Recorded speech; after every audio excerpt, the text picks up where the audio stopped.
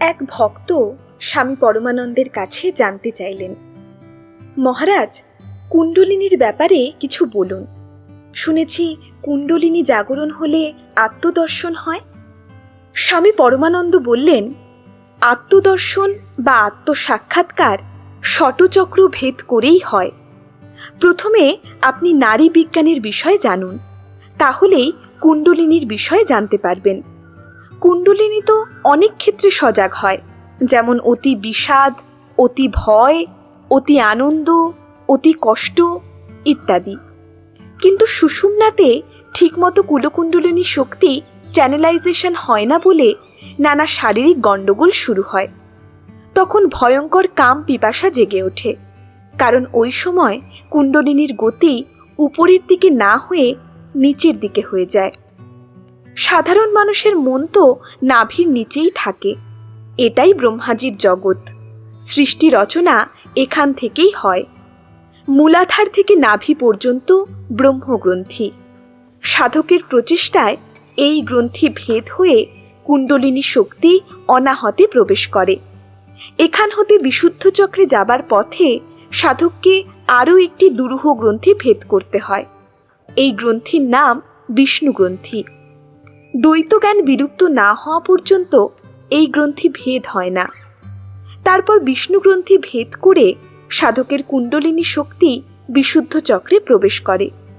এবার সাধন ভজনের তীব্রতায় সাধকের কুণ্ডলিনী আজ্ঞা চক্রে প্রবেশ করে। তারপর কুণ্ডলিনী শক্তিকে সহস্রার চক্রে নিয়ে যাবার আগে সাধকের আরও একটি দুরূহ গ্রন্থি ভেদ করতে হয়। তার নাম রুদ্র গ্রন্থি। এই আজ্ঞাচক্র ভেদ হলেই সাধকের জীবত্বের নাশ হয়, সাধক শিবত্বে উপনীত হয়। সবশেষে ওই সাধকের দৃঢ় প্রচেষ্টায় এবং ভগবতীর কৃপায় তার কুণ্ডলিনী শক্তি সহস্রারে প্রবেশ করে সে পরম শিবের সঙ্গে মিলিত হয়। জীবাত্মার সঙ্গে পরমাত্মার মিলন হয়, রাধা কৃষ্ণের মিলন হয়। তখন অমৃতধারা বিগলিত হয়ে সুধা বর্ষণ করতে থাকে। সাধক ওই অমৃতধারা পান করে পরমানন্দ সাগরে নিমগ্ন হন। এটাই হলো চিন্ময় রাস। সাধক ব্রহ্মজ্ঞান প্রাপ্ত হন। এবার নারী সম্পর্কে কিছু আলোচনা করা যাক।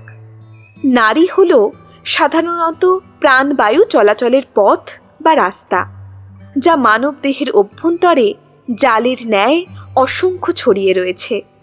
মোট নারীর সংখ্যা 3,50,000।